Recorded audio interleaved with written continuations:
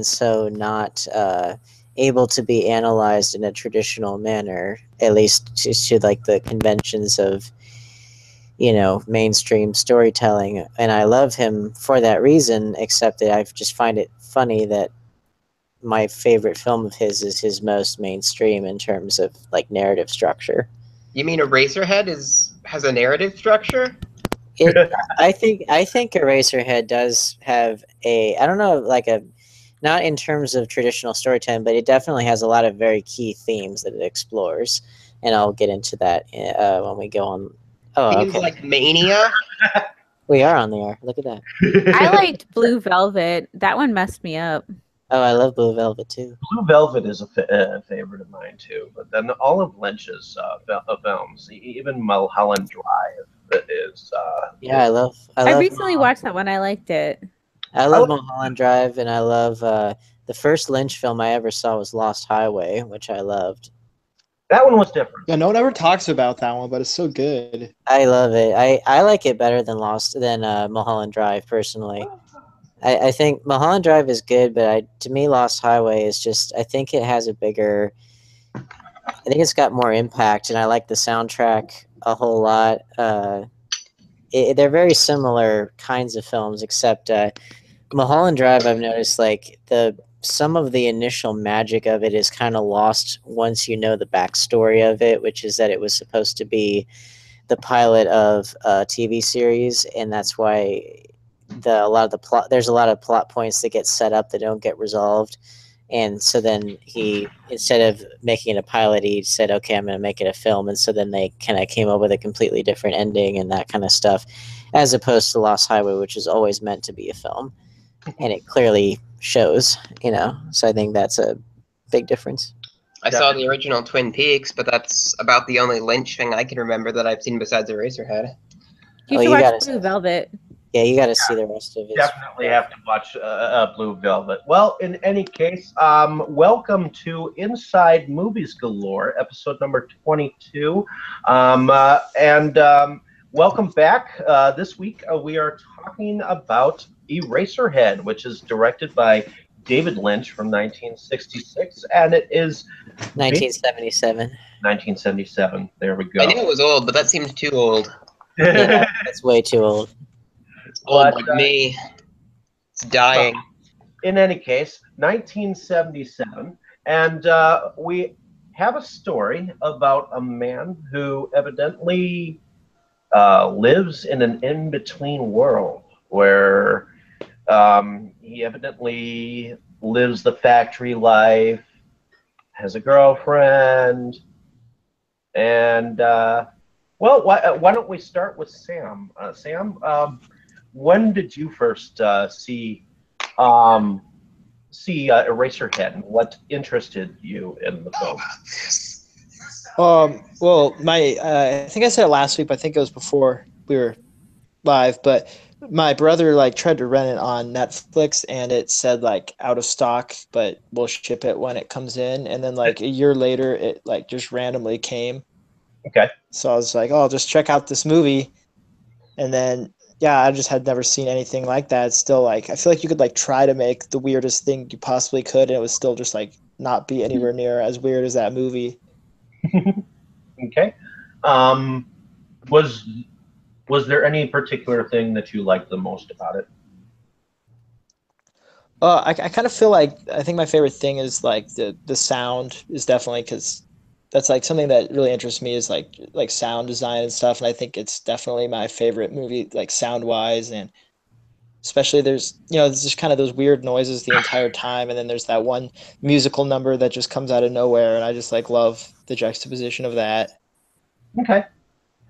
So, Dustin, why don't you tell me a little bit about your first experience with Eraserhead and about your experience with it recently? Oh, well, I first saw it a few years ago when I started really doing this hobby. And at the time, I was just that was weird. So I didn't really pay attention to it. And then because of its reputation, I ended up watching it a few more times. There were 2 or 3 people that I showed it to, and each time, I got some pretty good reactions out of them. And like I couldn't quite remember what happened. I just remembered being like, oh, this movie is really messed up and weird. And then I saw it again today for the first time in a couple years, and like really like sitting and focusing on it. It was actually much more intense, especially now that I'm a lot more familiar with like what movies are kind of trying to do to me. I got the sensation that it was a really a sensory experience. Like the plot. I don't think there really was a plot. Like, I noticed there was a lot of ambient sound that seemed to be aimed at either disorienting me or making me uncomfortable. Like, the whole thing was just like, it's not like you're watching a story, it's you're just watching things that are meant to, like, make you feel things. Like, there were all kinds of sounds that were, like, unappetizing or discomforting. Like, there was close-ups of, like, oozing fluids. There were, like, weird, like, jumping moments. And there were things happened that had just no explanation whatsoever. But from the way it was presented, like, you can tell it's not just, a lot of movies try to do this where it's like, hey, look at this, feel uncomfortable. But this movie actually pulled it off successfully. I've heard it described as an attempt to film a nightmare. Like, a lot of it has kind of dream logic to it. And I think that's more or less what they successfully did. Like, it was a lot better seeing it this time around. And like, especially near the end where I was just like uncomfortable, like, what's happening? It's like, I've seen this before. I know. Celeste, what was your perspective of the film when you first saw it, and did you watch it recently?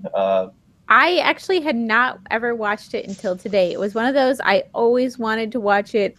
I never got around to it. It was sort of on my list forever. So I was really excited that we were going to do it because it gave me the excuse, I guess, to finally watch it. And your thoughts? I liked it. It was different. Yeah. I really liked the baby a lot. I feel like, despite the baby being sort of unusual for an infant, clearly inhuman, it captured a lot of the feeling of new parents, and I actually appreciated that.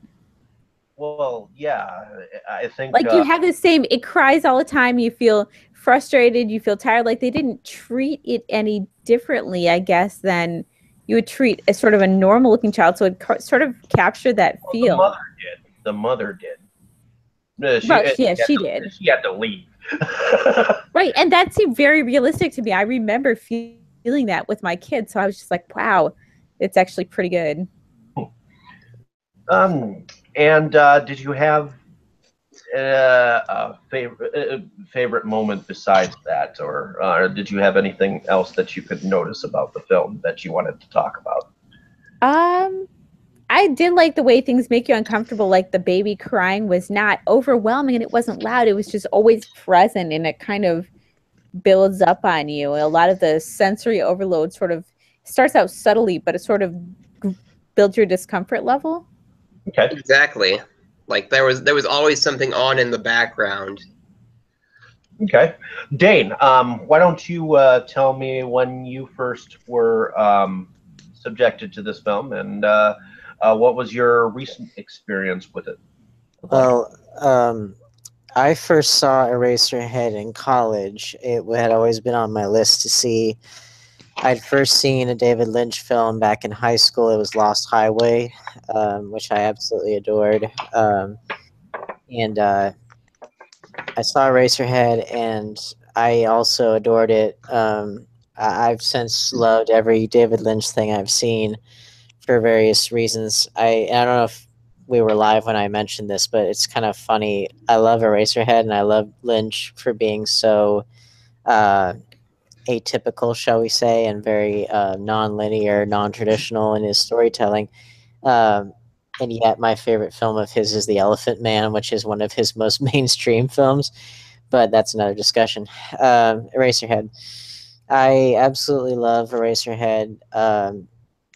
the reason why I love it, besides just being a visual masterpiece, beyond being a sound design masterpiece, besides being so unbelievably different from anything else that had been made before and since, you know, besides all of that, what I love the most about it is that it captures true horror, but it's of a different kind. It's the horror of life, of painfully, horribly ordinary life.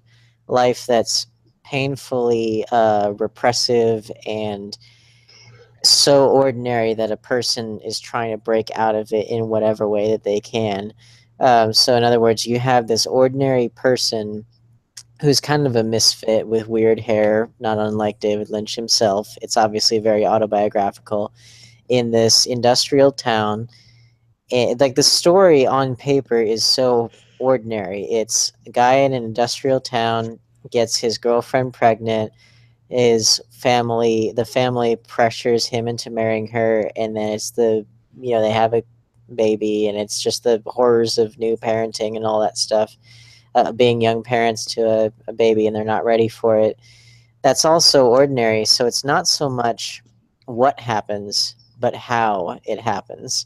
And that's what I love so much about it is that what it tells people is that life can be horrifying, and I just think that's a beautiful statement. It's told beautifully, and it appeals to your subconscious, which I think good films, not every kind of film, but I think that the best films tend to work on your subconscious, and this film does it. This David Lynch films in general, I think, appeal the strongest to your subconscious.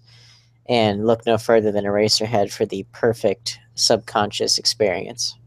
That was one of my notes too. Wow. I myself first saw this on 8 millimeter, I believe. And I had a friend who used to have like anything from like VHS, cassette tape, you name it, he had it of all the old school, um, ways of viewing films. And I saw it on one of the, I believe it was a 35 millimeter, and not the 8 millimeter, but when it was reel to reel, and seeing it first time then, and then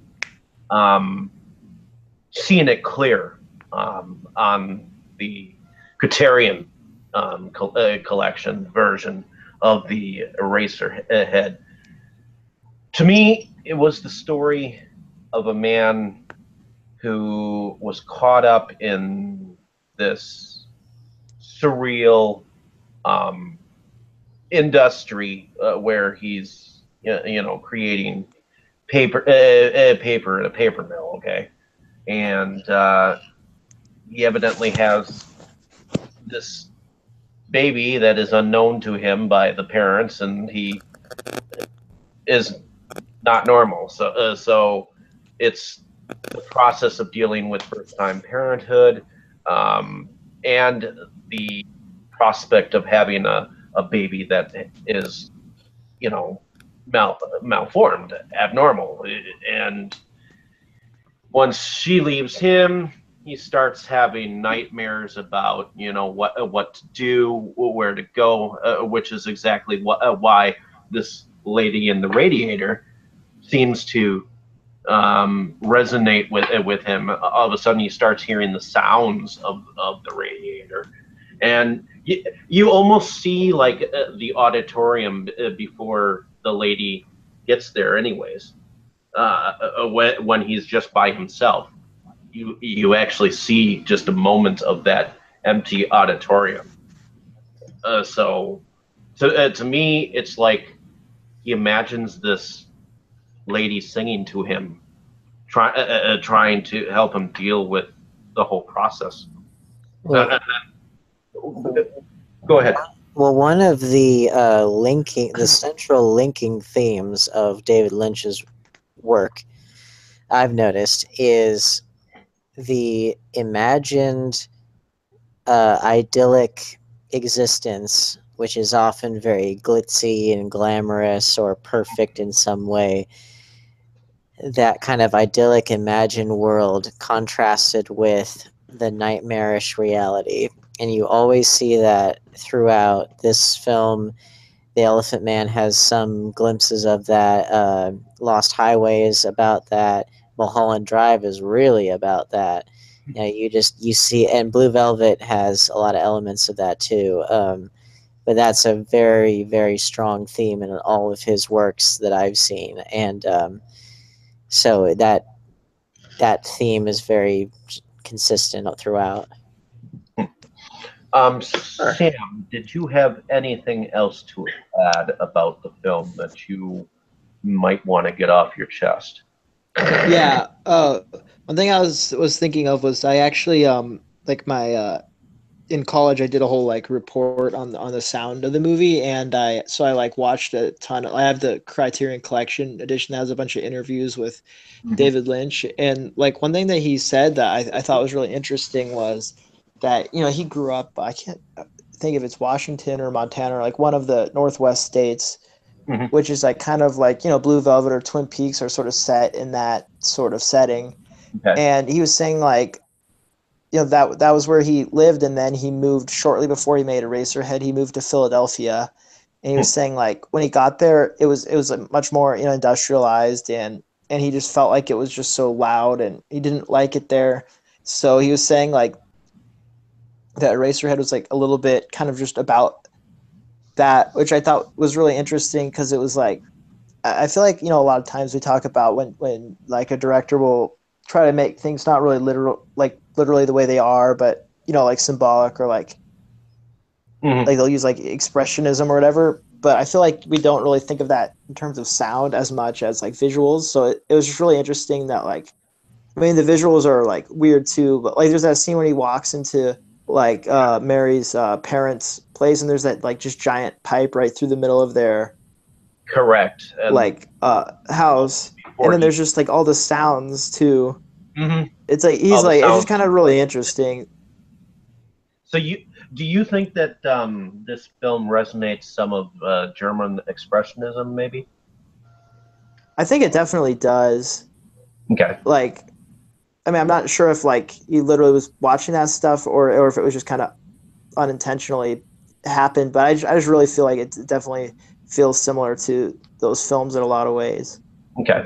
The Elephant Man really takes after German Expressionism and James Whale's Yeah. Frankenstein in terms of the visual style. One thing I did want to say with this film that I found interesting, you guys may or may not have come across this interview that he did. So George Lucas had seen Eraserhead and loved it. Obviously, who wouldn't?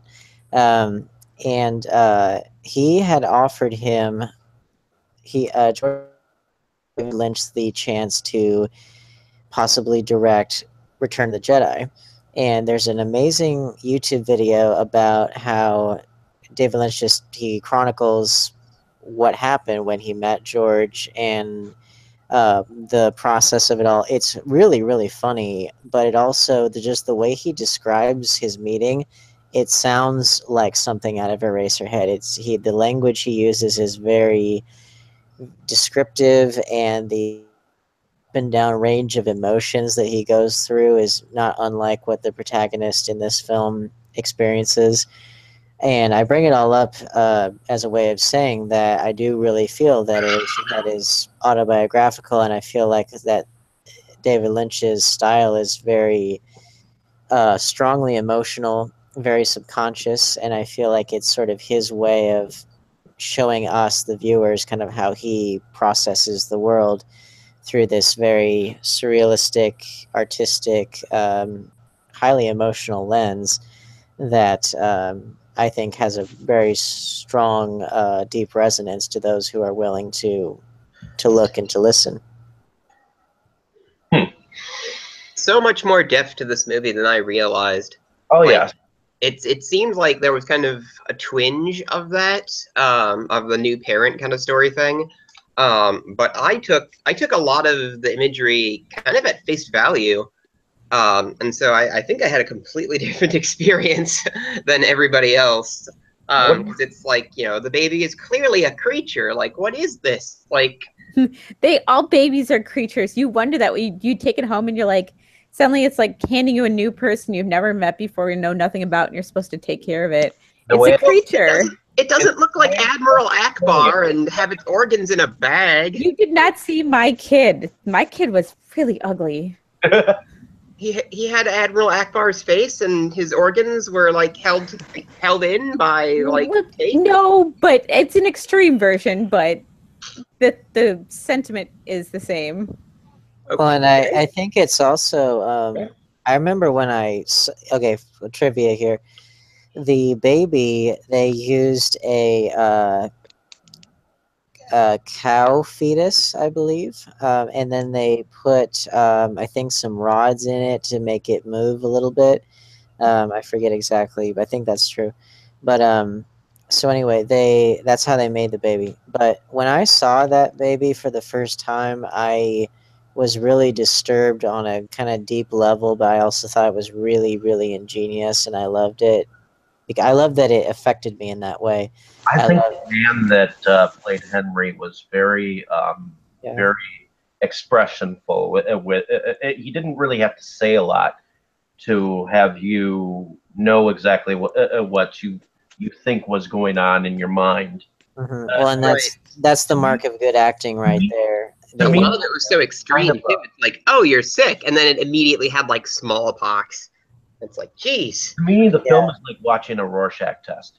Kinda, yeah. Well, but the Put it thing that with way, the thing with the baby there is that not only was it disturbing, but then when you really analyze it and get past the initial horror of it, it's really, really quite sad because Why? because symbolically it could just be the horrors of being a new parent or the horrors of being a parent to a child who is deformed or has health problems or whatever. I mean, and you want to help your child and yet you're not in a great position to do anything about it, and that can be really scary but also very, very sad. And so the baby becomes a very pitiable character, and it's just that's just something else I noticed.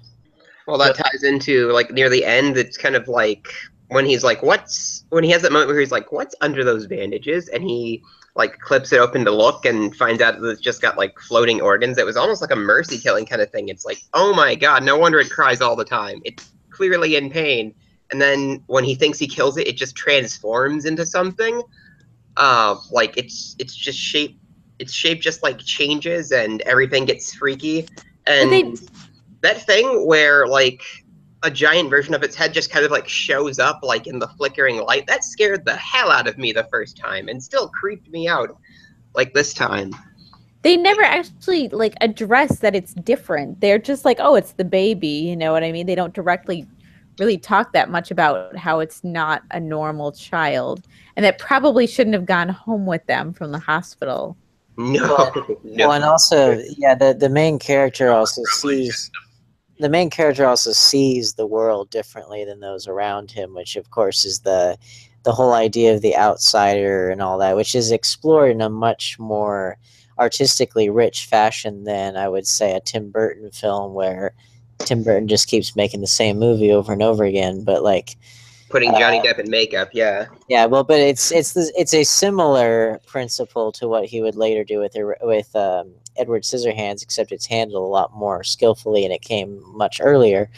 But the other thing that we should talk about is the actual title of Eraserhead. That one is just the idea that one is just a piece of a larger machine, that one doesn't have greater value in this very industrialized mechanical world, and that That you could be erased at any moment. Exactly. Well, and the fact that it corresponds with his strange hairdo, which looks like an Eraserhead. But Plus it just the fact that They were drilling erasers out of his head, yeah, in the one scene, yeah. What do you think the symbolism in the lady, the reason why the lady in the radiator had like tuberculosis or something like that on her face and like whatnot? the chipmunk cheeks or whatever. Isn't she called the dog lady in one of the special features on that Criterion? Because that's how I first saw it, was on that Criterion Blu-ray. And I did watch the interviews and stuff. I just don't remember because it's been like 3 or 4 years. But didn't they call her like the dog-faced lady and something about like pancake batter for the makeup? I thought she was the chipmunk girl, but I've heard it different ways. So Like, I'm just gonna like throw something out. Like, I think she was sort of just like a hallucination Okay. from like the stress of what he was going through. So in part, he was trying to think of something possibly sexual, and yet it was still so horrifying. Maybe. Maybe like it was just kind of. I like how that scene like appears. It's like he's been hearing funny noises from the radiator, and Well, as things seem to the spiral song that out of she's control, singing- like he suddenly sees that, and it's like, oh, And the song that she's singing is actually from Fats Waller. It's actually a song called "In Heaven." So it's definitely interesting that she's singing a blues song or a lounge song that was sung by a blues man. You know. yeah. I Well, think they used it in Twin Peaks, didn't they? Like the original Twin Peaks. I remember hearing it somewhere besides Eraserhead that he did. Oh, the song "In Heaven." Yeah, I could have sworn that was used very briefly in Twin Peaks somewhere. Like, just somebody sings it for like 2 or 3 seconds. It's possible. well, it's here's a. I would make a couple of connections here. So you got In Heaven for this, and then Blue Velvet. You got In Dreams. So in both that famous scene in Blue Velvet. So in both instances, you've got pieces of music like classic either blues or in Roy Orbison's sort of pop rock, uh, where you have people who are aspiring to some kind of greater state of existence, whether it's heaven or the idea of dreams.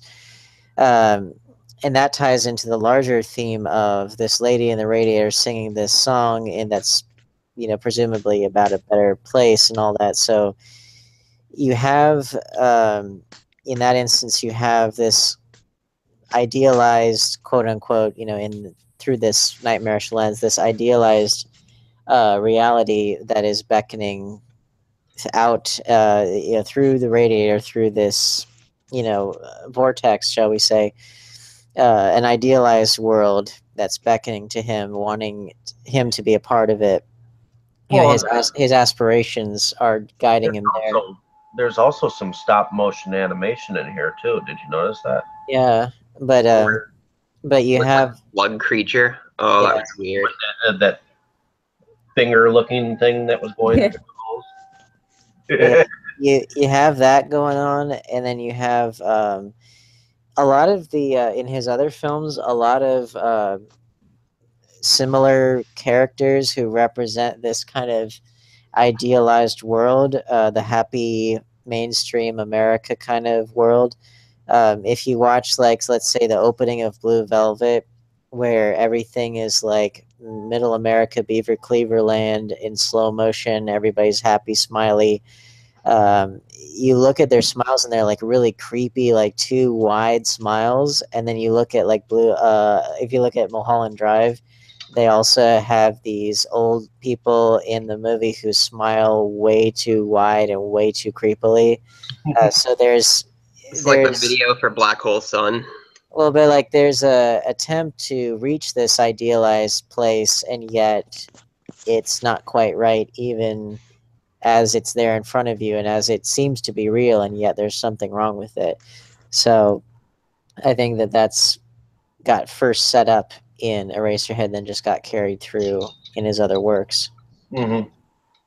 Yeah, that's actually something I'm kind of curious about. So, since you guys clearly know a lot more about it than me, like, what's been the influence of Eraserhead, like, on cinema thereafter?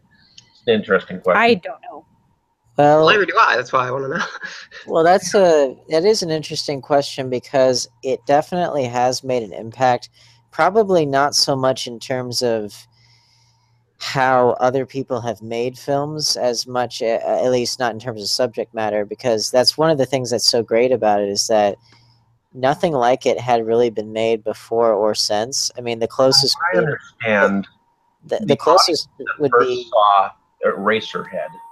After it had actually been seen, the audience sat in silence, and then all of a sudden stood up and clapped.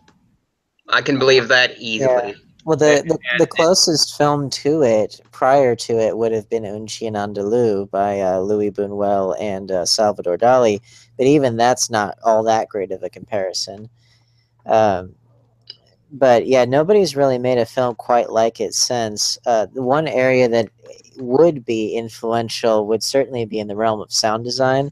So a lot of the technical aspects, I think, for sure, were very influential in terms of, and also the fact that it was so low budget, and yet it achieves such a strong world. In fact, Sissy Spacek Yeah. actually kept the funding of the film going, if I remember correctly. Yeah, but Yeah, her I husband's the guy in the beginning of the movie with the weird face with the lever. He's the man, like the considered man in the moon with the levers. Yeah. Yeah, that's like Sissy Spacek's husband. Cool. yeah, Yep. but I do think that it. The Fisk. I do think it has been influential. I Yeah. just don't think it's been there. What he David Lynch is really one of a kind in a lot of ways, and especially because I think he's the most well-known surrealist filmmaker, or at least a filmmaker with surrealistic influences. But I think that you can find the influence largely within the realms of sound design and uh, visual effects and learning how to create a world with very little money and that kind of stuff, how to make a personal statement in well, I mean, look, actually, this is kind of a weird comparison, but look at something like Napoleon Dynamite, which is a comedy, released by Paramount with MTV films and all that stuff, so it's a bit more mainstream in its distribution, but it's also very, very personal to Jared Hess and Jerusha Hess, who made it. Yeah, it's very personal, drawn from their real life experiences, from their environment, with Very grounded comedy. well, with absurd characters, with absurd situations, making some deeper comments about life and dreams and that kind of stuff. So, I mean, that's kind of an odd example, but at the same time, the comparisons on a filmmaking level aren't all that they're not all that dissimilar when you really think about it. So, did everyone like the film all throughout? Oh yeah, it was good. Yes. It was just there was so much that apparently that I just did not catch. But maybe on some yeah, I've had too much beer already.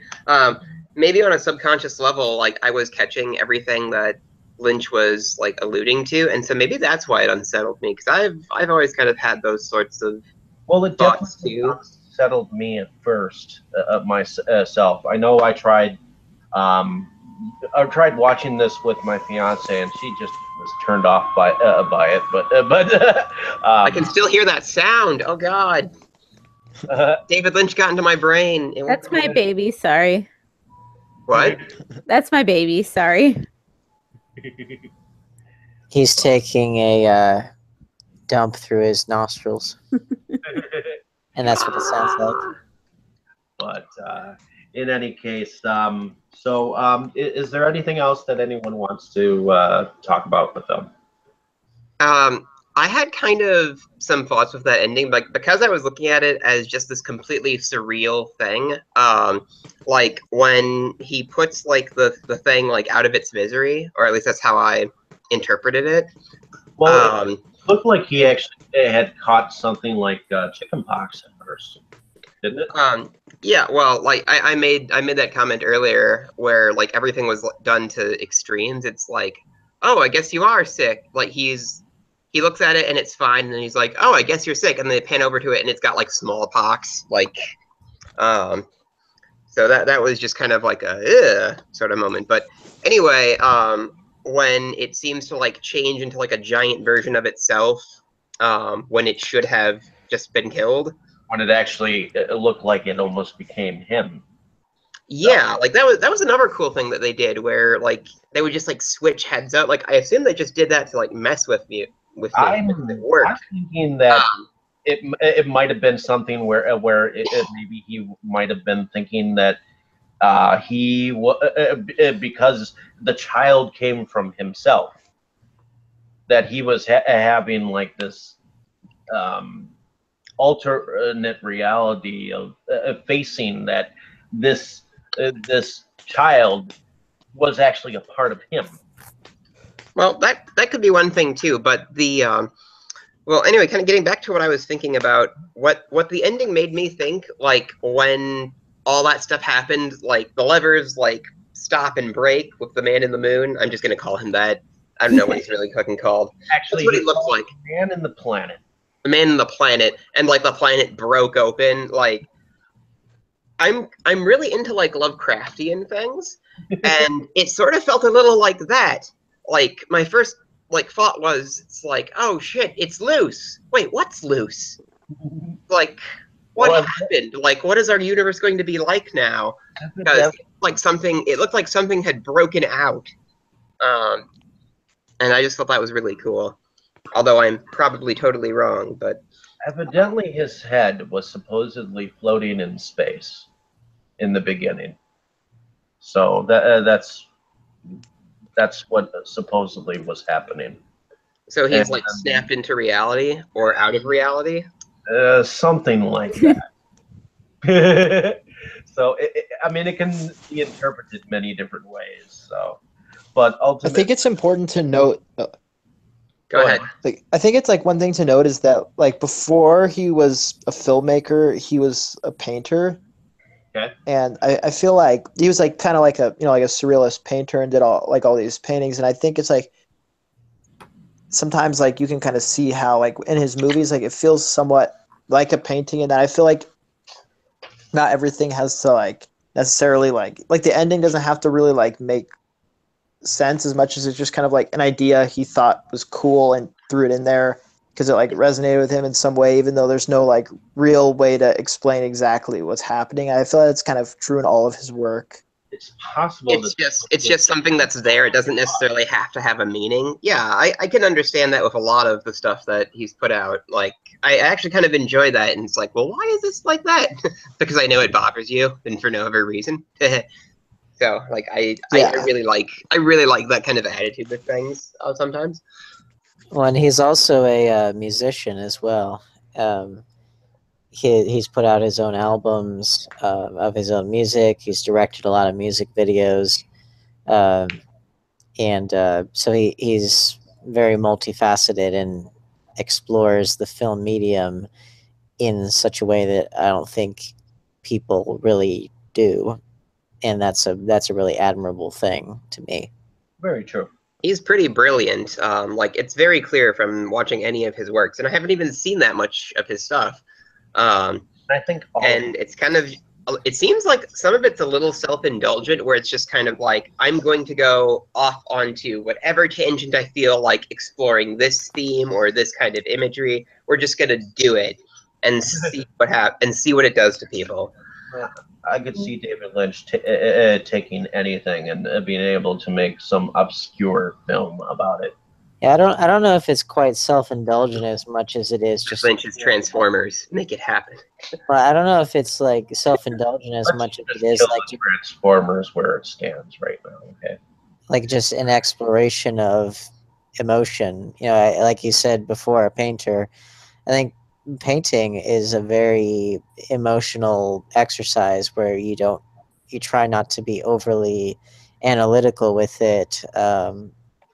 You just try to really feel it out, and I think he does that with his work. And yet, you can also trace a lot of very clear, motivations behind it. Well, in any case, I think we're going to wrap it up here. I think we talked about many different points, and I think we definitely can all agree that we all did enjoy the film. And I think if you stuck this in front of a lot of people to watch, regardless what what what you Ooh, get from it, it's definitely an interesting experience. ooh, I do have one more thing. So one of the people I showed it to, who I kind of wish was here today, I won't say who it was. So I showed him this movie, and I was like, "All right, so what did you think?" And he looked at me, and he was like, "So the most fucked up thing I've ever seen is this clip of somebody like masturbating with a severed animal head, and this is number 2 in weirdness to that." So it's like, wow, that's a high bar. Randomness. But in any case, I think I'm going to end it on that note because I think we've covered a lot of ground, unless anyone else has anything else to say. Nope. Okay.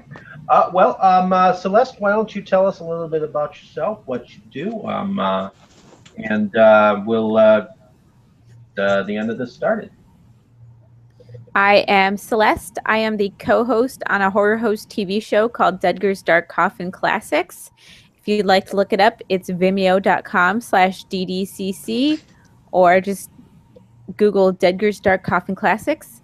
And I am also the host for the Milwaukee burlesque troupe Glamour Junkies, which you can find on Facebook and Instagram. Cool. Sam, you remember we did this kind of last time, right? Yeah.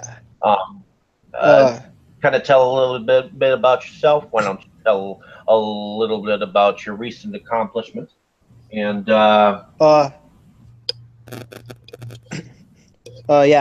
just graduated from film school a few months ago in May, and I just finished my first feature just over the summer. I finished editing it, and it's out on Amazon for free for streaming, and there's DVDs available on the Facebook page. It's facebook.com/the dark side of the womb, or just /dark side of the womb. No, the cool.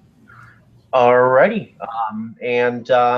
There's definitely going to be more from this young man too. So definitely Cool. check it out.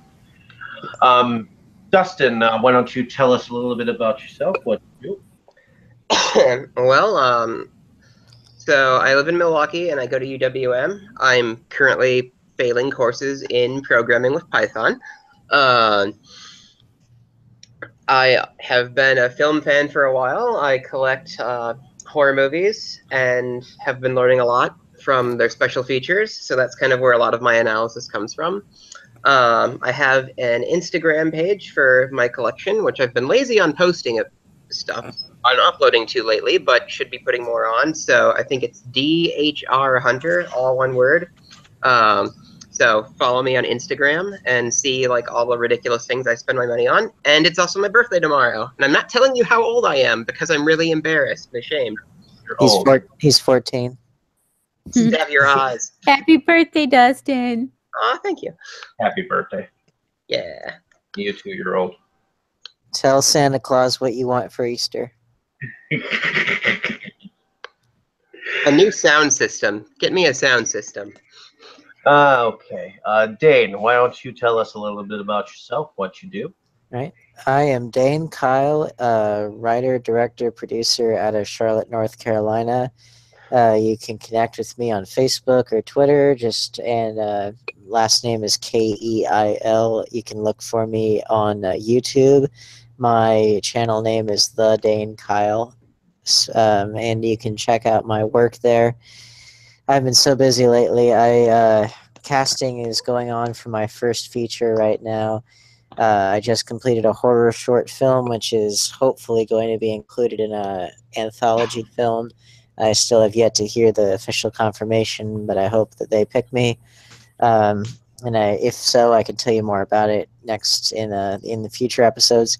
David and I are going to be working on a different horror short film sometime in the future. Hopefully in the near future. And then I'm recording this Saturday, recording voices for a puppet show that I've been developing for like 3 years. So Cool. a lot of good stuff coming my way. Cool. And my name is David Strege. I first and foremost, I run Movies Galore Milwaukee, which is a group that talks about anything from silent films to current in development projects. But I also write from a somewhat horror blog of the same name, and I run Inside Movies Galore. But I'm also a small-time producer. And one of the films that is coming up here that will be coming out in 2018 is Wrestle Massacre with Brad Twigg. And I also wanted to thank Sam here for putting one of my quotes on his latest movie. So thank you for that. Oh yeah, no problem. In any case, hopefully everyone out there who's listening can definitely check out Sam's newest film, as we interviewed him last week. Dark Side of the Womb. Go do it. Check out The Dark Side of the Womb. You can find his film on Kunakai. It's only $6. Check it out. In any case, hopefully you guys have a good evening, and thank you for listening. Don't forget to like, share, and subscribe. That's pretty important. We need to plug that more. Oh yes, most definitely. Always brush your teeth, kids. Anyways, say good night, guys. Do it. Good Night. night. Bye. All right.